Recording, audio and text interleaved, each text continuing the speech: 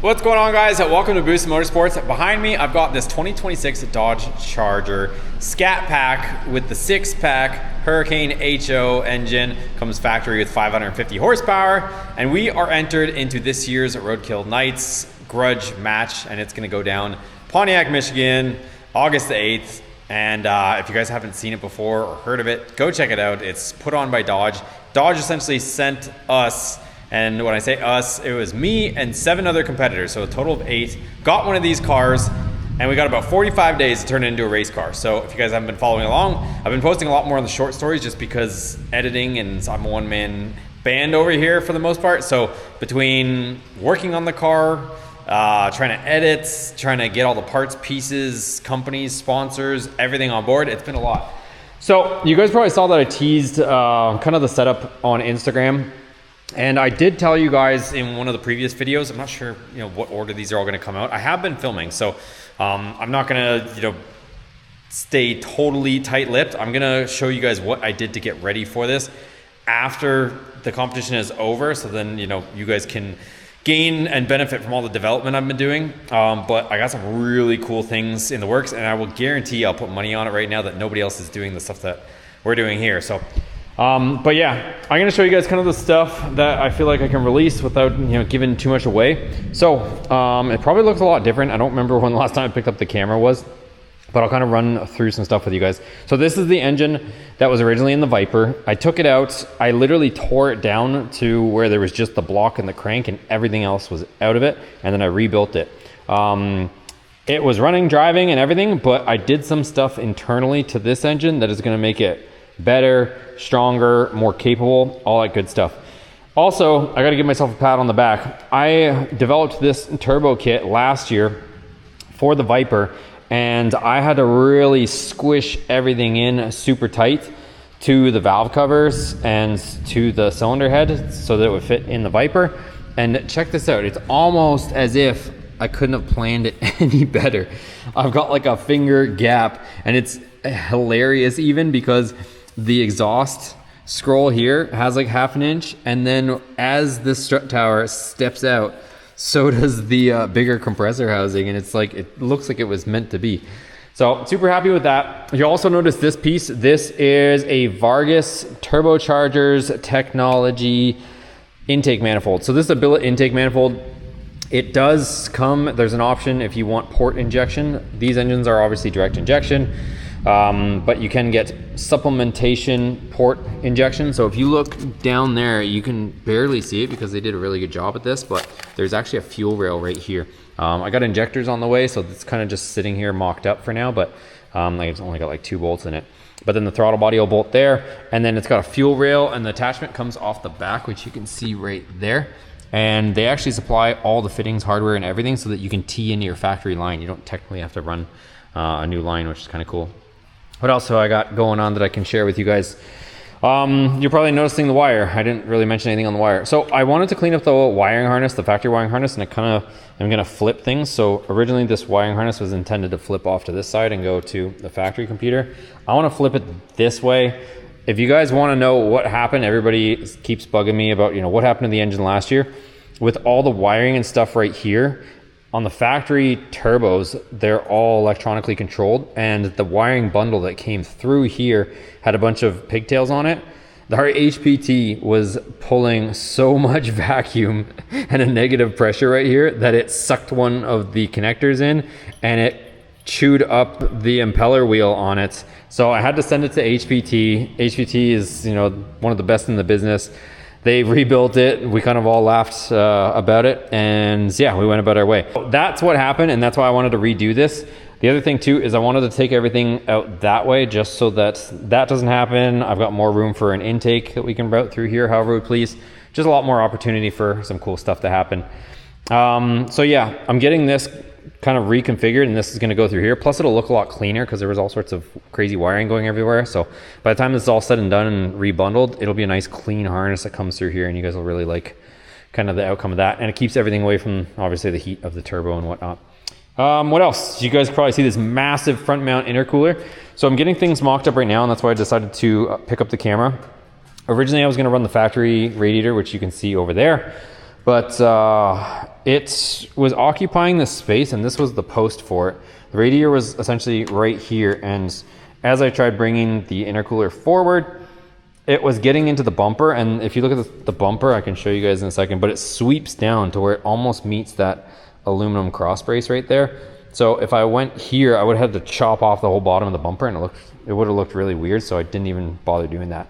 So what I did was we got a different radiator. So got this aluminum radiator. I gotta make some brackets. I actually had to reorder one because that one got damaged in shipping, so I got another one showing up. And just because they're cheap aluminum radiators, I'm almost nervous to make brackets for it until the other one shows up, just in case there's any small differences. But that's gonna mount back here with the fans, and we got tons of space for that there. So that is our game plan. We got this massive steel crash bar here. So I guess time permitting or whatnot, we can either run this crash bar, or I've made it so that we can take it off, and I could, you know, build a lighter weight crash bar because this one is insanely heavy. And then the other reason why I wanted to put all this stuff over here, just to kind of finish up my thoughts on this, is because all of the power on the car, we're probably going to end up taking off all these factory fuse boxes and stuff. We're going to be running the race pack smart wire system. But regardless whether we, you know, maintain this to try to operate the windows or anything like that, if you look down here, the power leads for the actual everything come right here. So from the back of the car, the power leads come in there. So it only makes sense to put all of our fuse boxes and stuff over there. I'll show you guys the bumper. I haven't done too much with the interior yet, other than the last video I think you guys saw. I stripped out pretty much everything. So it's kind of what we got going on there. I did take out the fuel tank. The fuel lines are going to put a fuel cell back here. If you guys are curious, I am also curious. I guess that makes everybody curious. I don't know with the factory tank, you can't see it now. I don't know how easy it's going to be to put a one-piece drive shaft in there. I didn't even want to chance it, so I just took it out. And plus it's just going to be easier, you know, for speed-wise. We're going to get a Holley drop-in fuel cell module, drop it in, run my AN lines to the front, and then we're done. You know, power grounds, and we've got a fuel system. It's just a little bit easier that way. So this is the bumper. I saw one of our other competitors that were up against, Evan Shanks, actually weighed this. When I took it off, I thought it was pretty heavy, but he weighed his, and there's different options on these bumpers, whether they have the front camera, the light bar, you know, all sorts of different proximity sensors. He weighed the bumper at 70 pounds, which I fully believe it. So even with me taking all of the modules and stuff out of it, I'm probably gonna put the light bar back in because at least that part looks cool, and it really doesn't weigh a whole lot. It might weigh like, I don't know, maybe a couple pounds. But there's the whole wiring harness and modules and everything. Substantially made the bumper lighter, but it's still, she's a beefy bumper. So, but this is what I was telling you about as far as the design of the bumper. If you look here, hopefully you guys can see that. See how it like noses off really fast? That's what I was saying. Like I can't put the front mount intercooler straight because it would be square, and I'd pretty much have to cut out the whole middle of it. It would have looked wonky. So where I've got it now, it's gonna be really good. The other thing too is you'll notice right here, there wasn't any coolers back here, but I did find this interesting, at least on my car, or spec car.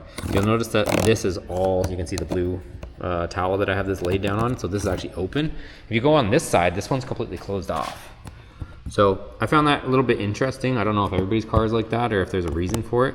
But I was gonna put my transmission oil cooler on this side, at least so that we've got cooling to that going there, but we'll see where everything ends up. Anyways, I'm about to start welding some stuff. That front mount intercooler doesn't have any brackets on it, so I'm gonna weld some brackets to it and get it kind of mocked up, and she's gonna live in and around there. I got a lot of welding and stuff to do. We gotta do all new intercooler piping to get to there, but let me get fabricating and show you guys the update. So just getting things kind of sorted out here. This metal is super dirty. I'm having quite the time cleaning it up and getting the contamination out of it. This side came out pretty decent, so that was my first, I guess, aluminum weld of the season. It's just across there. I'm not too happy with the back of it. I was getting like a ton of contamination. I was gonna run like a nice bead down the back. I don't even want to show you because it's almost embarrassing. Like it just kept getting nasty in there, and I kept getting a bunch of green contamination. So what I did was flap wheeled it. Well, let's start off. I cleaned it with alcohol. Then we flap wheeled it. Then I just ran the TIG torch over top of it to try to bring some of the impurities to the surface. And you can see all the black stuff still coming out. Then I'm gonna wire brush it again, clean it again, and then hopefully we can get something to stick to. But I think I'm just gonna do the outside. I like I said, I had a hell of a time trying to get the back side of it, and at least that side's got both, I guess, directions. It's got a weld in the back and the front, so I think this one's just gonna be kind of just holding it up and down, not so much side to side action. So let me get this cleaned up and get it on here, because I feel like this will take forever. All right, that was way more work than it needed to be, but both tabs are welded on now. So now I can get this back up here, and the plan is to make a couple, I guess, landings here, and then kind of utilize that hole, drill a hole through the bottom, and then it's reinforced, so I should be able to throw a bolt through there. So kind of a plate there, drill a hole through it, and weld it onto the bottom of those tabs, and then we should have our mount. So let me get that mocked up and show you guys what I do. Okay, so that's more or less how it's gonna sit. So pretty happy with how that's gonna go. And then I'm just gonna weld a couple brackets right there.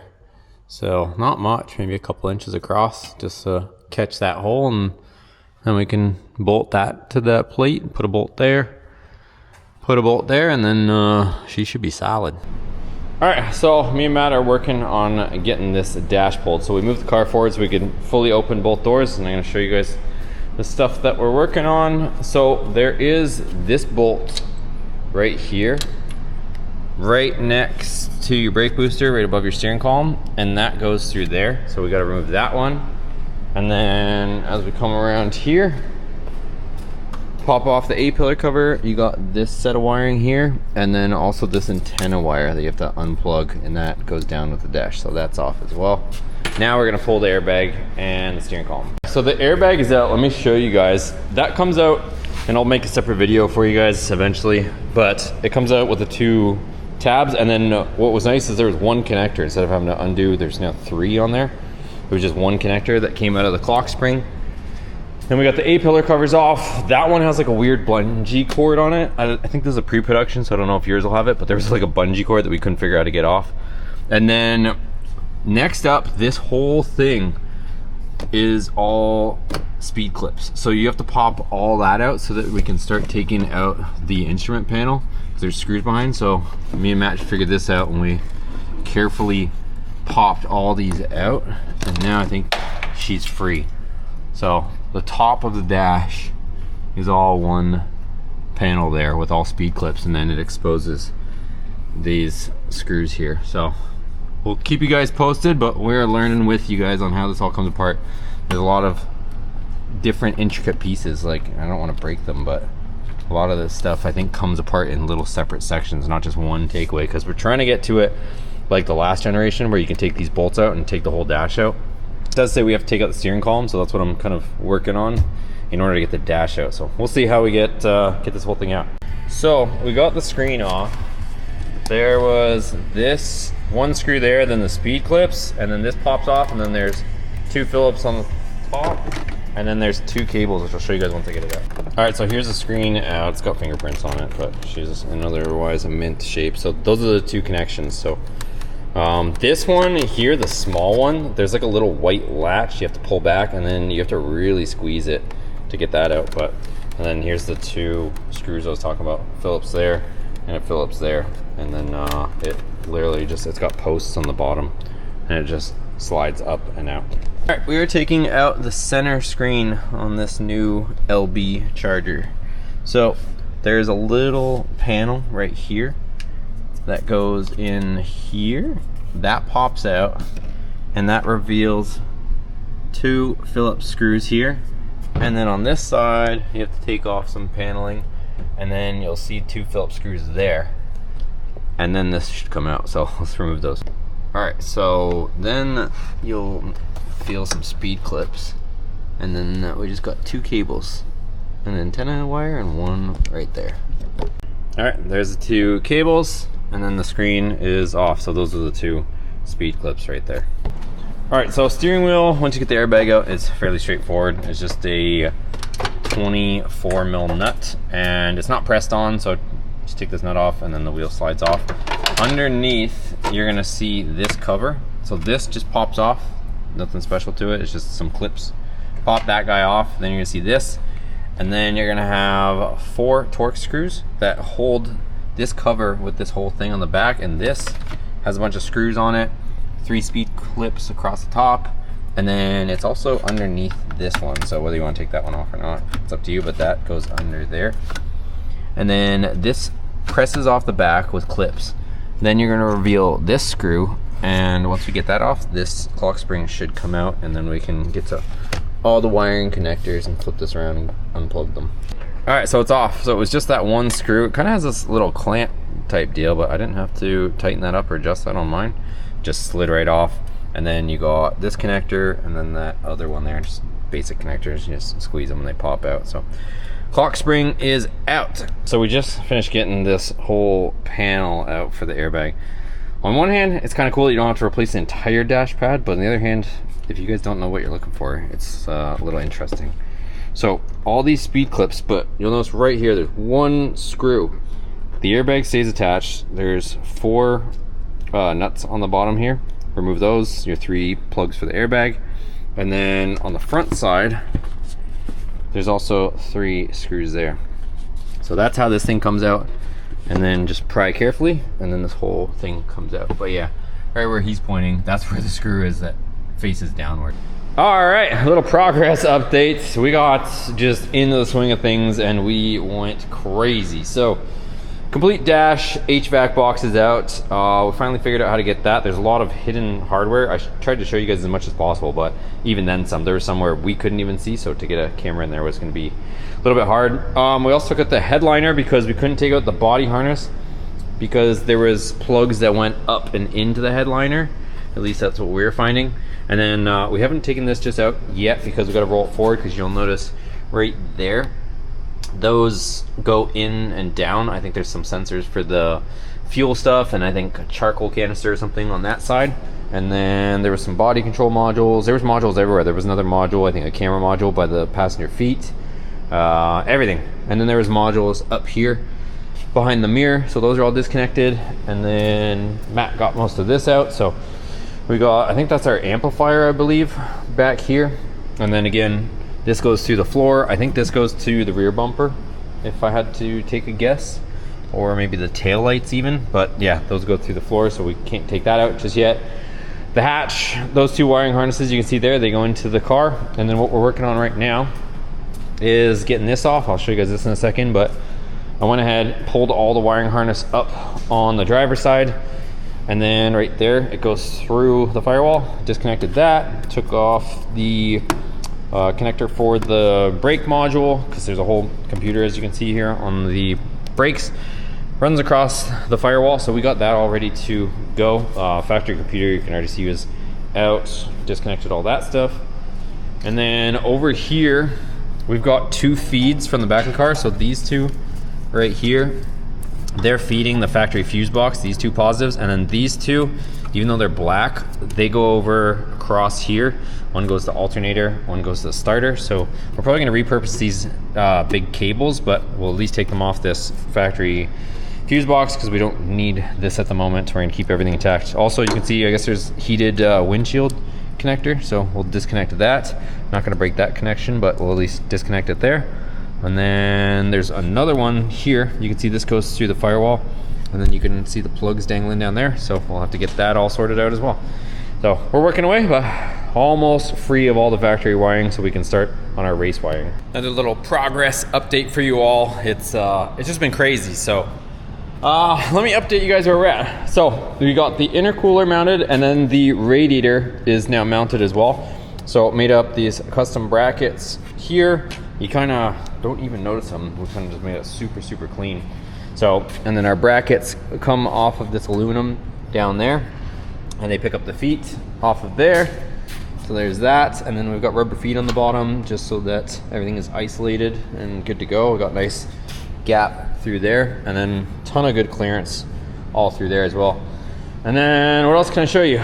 Car is fully stripped at this point. I'm not sure if I show you guys that, but it is fully stripped. And what we're doing right now is we're getting all of our wiring and computers sorted out. So everything's gonna kind of hang out over there in the passenger footwell. So we got race pack smart wire. That's gonna run everything on the car and chassis. We've got the computer that's gonna run it. That was the kit that we got with direct connection last year. And then we've also got the turbo Lamech, and that's gonna run our transmission and give us way more control over the transmission than what we had last year. So those, I guess 3 modules, maybe we could call it 4 with the other box, but those are all gonna get in there. And then Matt was over here working on getting our fuel cell mounted. So kind of getting some bracketry here. So we got this part mounted, and then what we gotta do next is just make the feet off the front there. And then we can start getting this all rigged up. And then we've got a Holley drop-in fuel cell module that we're gonna put in the tank. And then that will give us that. And then we start running lines, wires, everything. Okay, so we're starting to get our fuel system kind of in order here. So we are using Holley's fuel system, and then we're plumbing everything with Earl's. So starting from the pump. So this is Holley's dual drop-in fuel system. So this module replaces like a conventional lid of most of the fuel cells that you can find, and they come in different bolt patterns. So this is the 12 bolt design, so that's right there. And then we've got 2 Holley 450 pumps right here, so that should give us more than enough fuel for what we're trying to do here. And if we want, we can actually, they give you some options. You can configure this stuff in all types of different ways. So we can actually, if we really want to, add a 3rd pump right there on that barb, and then we can use one of the extra ports on our fuel cell as the return. Right now we're gonna plumb the return into here, but if we really wanted to, we could actually configure it for a 3rd pump very easily. So that's gonna come out of the pump, and then it's gonna go through our Earl's fuel filter, and then make its way over to the Holley regulator, and it's gonna be a return style fuel system. One thing is, you will notice that it does have a lot of adjustability. They don't really know what type or size fuel cell you're going to be putting this into, so they give you a lot of adjustability. So you'll notice these breakaway points here. My fuel cell is actually pretty short, so what we're going to do is actually just break these off. That's what they're designed to do. You put it in the vise, and then you're able to break the rod right there, and then I can raise everything up. So we'll go ahead, adjust that, and I'll show you guys fitting this in our fuel cell. All right, so what we're doing right now is we've got a drill here with a 3/16 bit on it, and we've got our gasket here, and you'll notice these 2 little notches. So we have to drill 2 3/16 holes right there, and they leave us a notch in the gasket. So that is so that we can hold the ring. So we're gonna put 2 small provided tie wraps there, and then that way the ring has a way of holding itself up while we get the bolts threaded in. So that's the purpose of that. So we're gonna center point punch them and then drill those holes, and we've got all the foam and everything out of there. There's actually some debris. This tank is brand new, and we'll vacuum it all out before we kind of do final assembly anyways. Okay, so just finished shot vacuuming everything out. So now we can put this ring in, and there's our 2 holes right there with our provided tie wraps. Those are gonna go right there just so they can hold everything. All right, so the foam that was originally in it, I ended up cutting out a center section of this, and I was trying to debate whether I wanted this hole to be the same size as the filter socks. What I think I'm gonna do is kind of just ever so slightly tuck the filter socks underneath that, and then that way this kind of is shielding the filter socks a little bit so that fuel, if there's any splashing. The other thing too is I adjusted my height. So essentially what you do is just measure to the lip, and the instructions go through it more thoroughly. I'm going 1,000 miles an hour right now because we got some stuff to get done.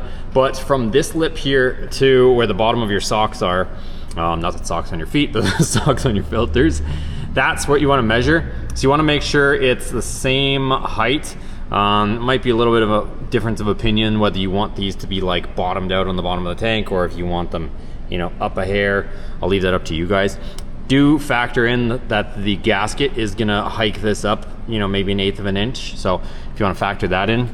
The other thing too is this does have a return fuel straw right here. Again, differing opinions whether you want to install this. I'm gonna let it shower down from the top, because if I have my fuel level here, and you know, let's theorize that I'm gonna never be like super empty. If my fuel is up here, it's gonna shower down on top of the level, and so that any disturbance in the fuel level is gonna be up at the top. If I throw this straw right down where my pickups are, it's gonna be pressurized fuel essentially. I know it's not gonna be high pressure, but coming back, there's gonna be a substantial flow right here, and it's gonna be causing a turbulence right around my pickups. So I don't necessarily wanna put that right there. Again, up to you guys on your opinion, but that's my opinion of it all. So I'm gonna let it shower from the top there rather than potentially cause a turbulence down where I'm trying to pull fuel from. So that's about it. And then like I said, I cut this here, so that'll go around it. So let's get everything in there and see how she looks. All right, there's our foam in the bottom. And then this ring, it's got the horseshoe in it, so you can slip it in, get it into place, and then we'll put our 2 tie wraps in there to hold it. All right, so there's our 2 tie wraps that hold the ring in place. So that essentially just holds it enough so that we can get the bolt started. Let's drop that assembly in. All right, so I don't know if you guys will be able to see that, but my plan went according to plan. So the socks are underneath there, and we got almost like a foam basket, if you will. And then you'll notice the 2 notches there in the gasket made for those 2 tie wraps. And now we can fully set this guy down and we can get our bolts ready. All right, you guys might think I'm a little bit crazy, but we're doing it. So I just finished cutting off the front of the throttle body because this is gonna make for a much cleaner install. So this was the original part of the throttle body. So I cut this part off. I didn't wanna go crazy close because the blade starts to articulate in there. The other thing I gotta be careful with is I took the guts out of the throttle body just because there is plastic gears in here, so I gotta be very careful with not superheating this. So I'll probably have to do it in sections, letting it cool so we don't warp it and melt stuff. But I took the lid off it, at least so this area is not trapped with heat, it can at least escape. But cut this off clean, and then we've got this here, so this is going to go on there like that, and then we will have a floating clamp here for our charge pipe. Last year I just put a rubber coupling or silicone coupling 90 on there. It worked, but this will just be a much cleaner install. It'll be easier and less things to fail. So I'm all rigged up. Let me go ahead, get a few tacks on this thing, and let's take welding.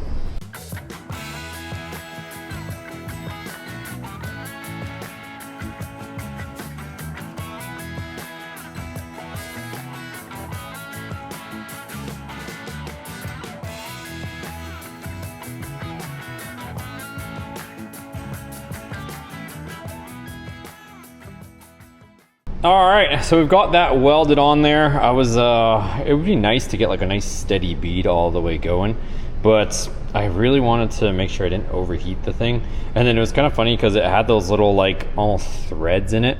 Sometimes it would peel one of those over, and then to try to make it aesthetically pleasing, at least from here, I kind of ended up having to go a little bit further than I wanted to. I mean, in a perfect scenario, you probably would put this thing like in a mill or something, turn it down and get rid of those little threads just so you could lay a better bead. Or if you're a welder that's welding day in and day out, you can probably get perfect, but for me, this is definitely solid. So I'm gonna put this thing back together and then we're ready to go on to the next thing.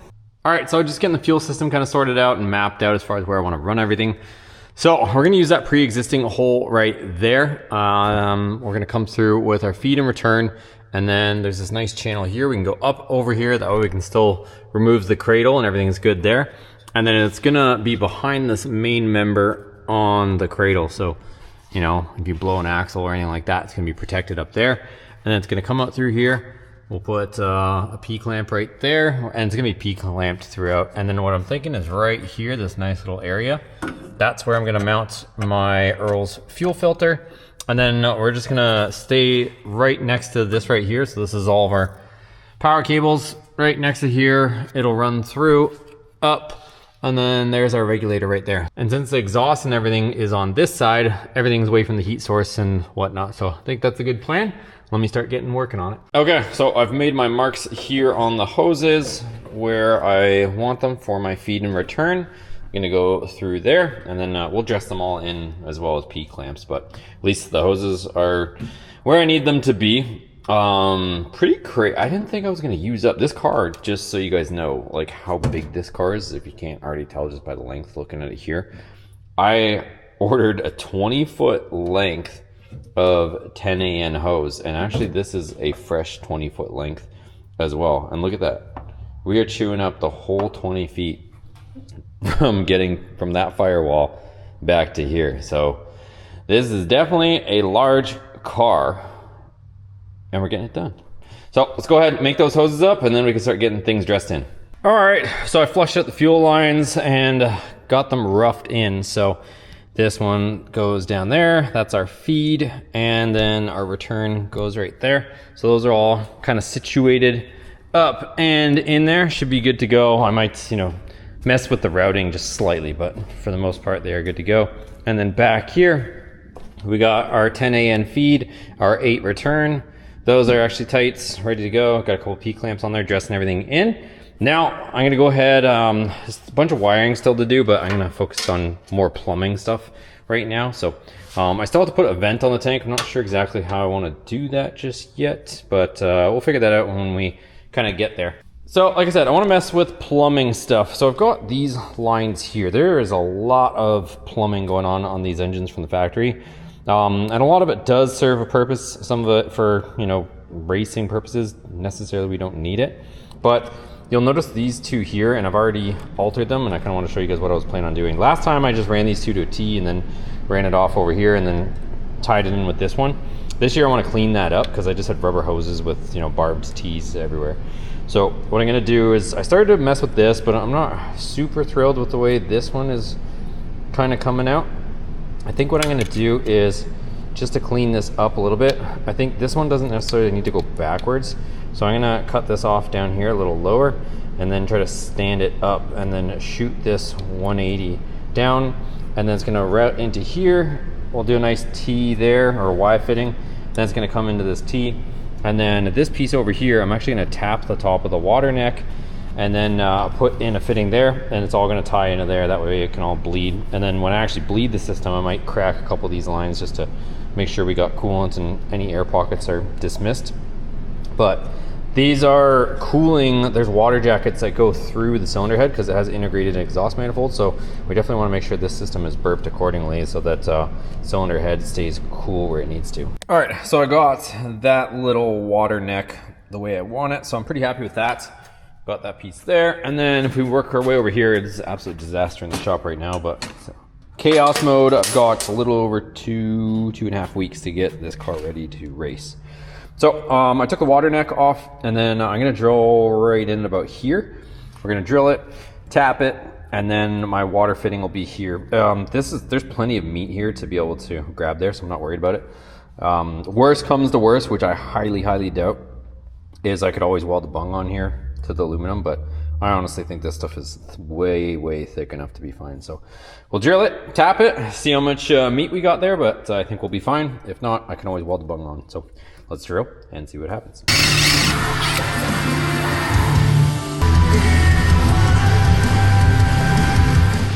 Okay, things are heating up in the shop. I got earplugs in just because I was cutting and doing a bunch of stuff, but we've got transmission bonanza over here. So that is last year's Viper Hurricane transmission. It's a 2-wheel drive. This is this year's. This footage is going to probably come out after the event. Like I mentioned, I'm going to share what I'm doing. I just want to keep it a secret while the competition is ongoing. So that's my 8HP 75 2-wheel drive. And this is my 8HP 75 4-wheel drive transmission. So technically, and some of the other competitors are doing it, I guess you could do it, but you'll notice here these machined pads right there. If you look at my 2-wheel drive transmission, they're not machined. So I guess technically speaking, you could knock these corners off with, I don't know how crude they may or may not be doing it, but you could grind these down and then your transfer case would slip over. You'd have to change the output shaft because this one has a centering hub right here. And then you could technically bolt up the transfer case to it. But we're not doing that. We're doing things, in my opinion, the correct way. This is machined right from ZF, ready to go, and it's got the correct output shaft that we need to get the job done. So why am I using this one? Well, we are running the Turbo Lamech. So behind the scenes, I've been working like crazy, and if this looks chaotic, it is. But we just finished swapping over the TCM to a Turbo Lamech. So we did that in-house here. I had to solder the board. I might put it up on the screen here, but ended up soldering that chip on there, sealing it all, and there we're good. And I had to do some different stuff, swapping different things over to get this all to work on these newer transmissions. So now this valve body is ready to go in the transmission, but I had to steal parts from that to make this work, and yeah, it's a whole situation. So let me get this bolted in, we'll put the pan on here, and then we can start working on getting the transmission ready to go in the actual car. Okay, I apologize for not filming more, but I've been just at it, you guys. I've been at it.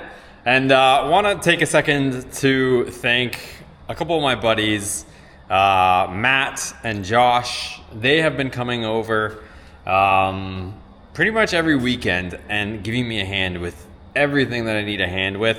So they've been lending a helping hand, and we've been getting a lot done. So between putting the transmission in my Cummins from RevMax and getting that in there, you know, swapping torque converters, getting to the bottom of it, and then now some fuel system issues, which we are also doing, and Josh was helping me out on that.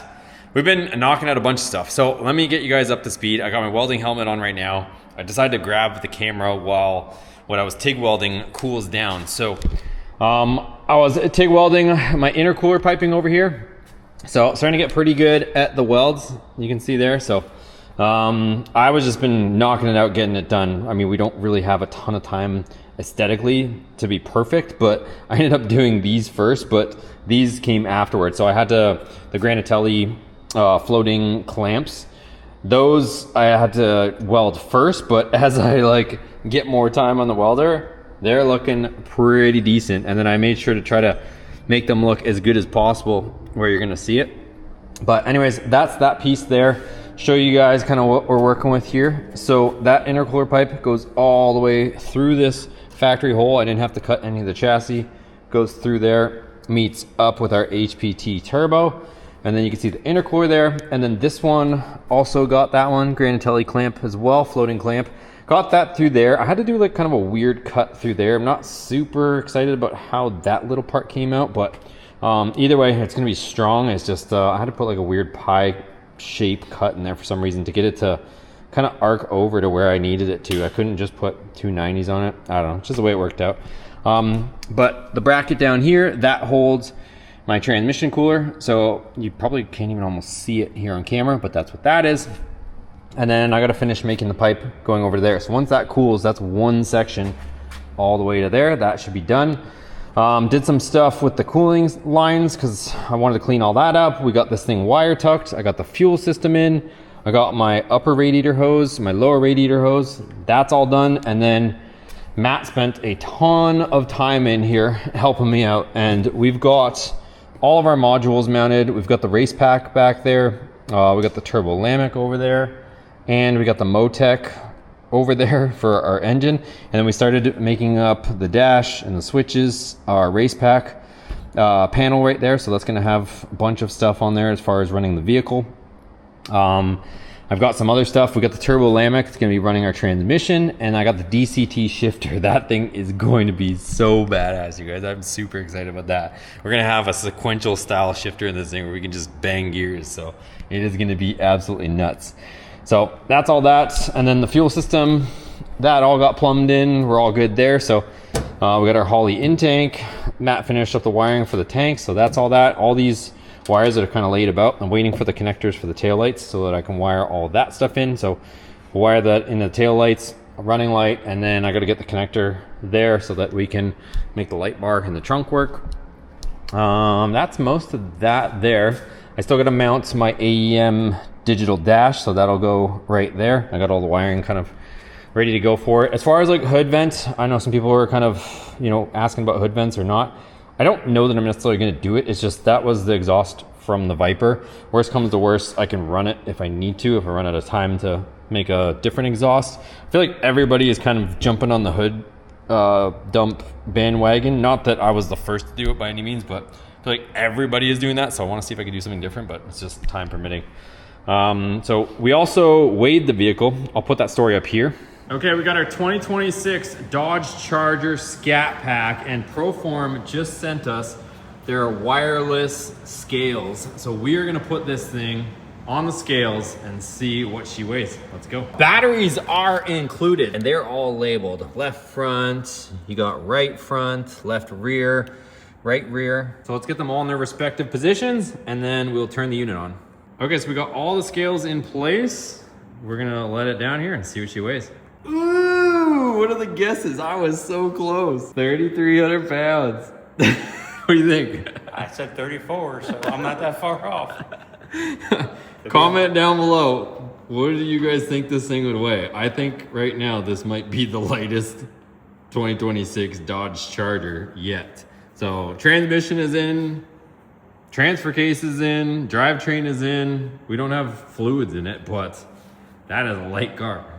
And Proform, not only did they send us the scales, but they also sent us 2 brushless fans. So we're gonna be replacing those fans for our radiator. I still gotta mount the overflow coolant tank in there, but that's pretty much it. Regulator, Holley regulator is sitting there, ready to go. We got our VTT intake and then floating clamp there. So all kinds of stuff.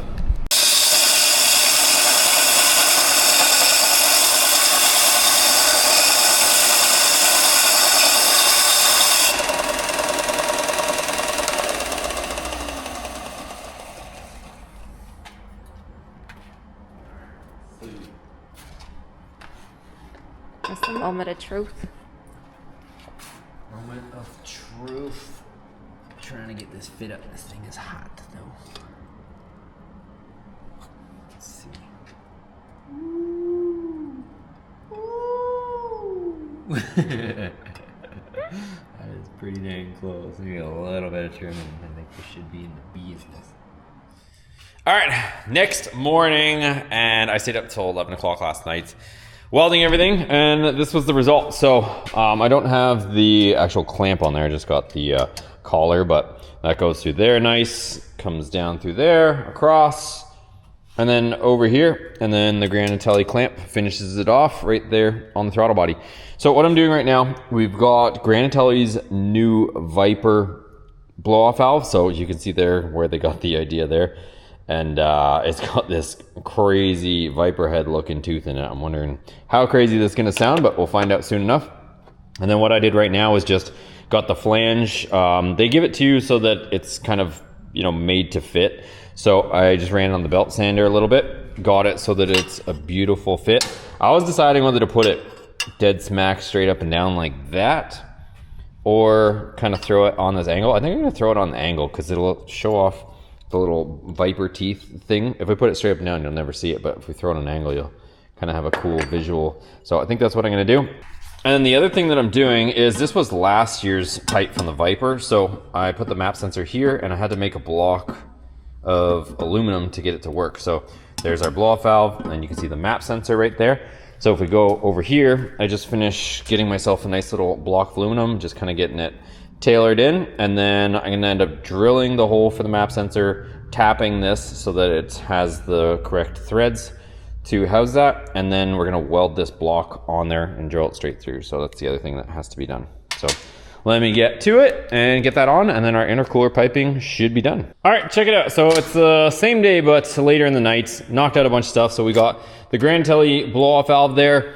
I've got this connection here for our map sensor. So made that block, welded it to there, and then I got a real nice clean push lock vacuum fitting that goes up to there. So that's all done. All right, this is John from the future, extremely tired. So this is the Wednesday night? Yeah, Wednesday night before the week that we have to be there. So in a week from today, we're gonna be in Pontiac. Before anybody comes for me in the comments, this is gonna be done differently. This is obviously my exhaust from the Viper from last year. We just threw it on here so we can get the car running. Car now runs. I'm gonna be getting you guys up to speed on exactly what we did, how we did it, all that stuff. But we are releasing them a little bit delayed, as you can see, just so that, yeah, anything that we figure out kind of stays somewhat under wraps as much as possible, because we are just a small shop here trying to do big things. I feel like all the other competitors are all big shops, but yeah, car's running, driving. Probably can give them a little peek in here.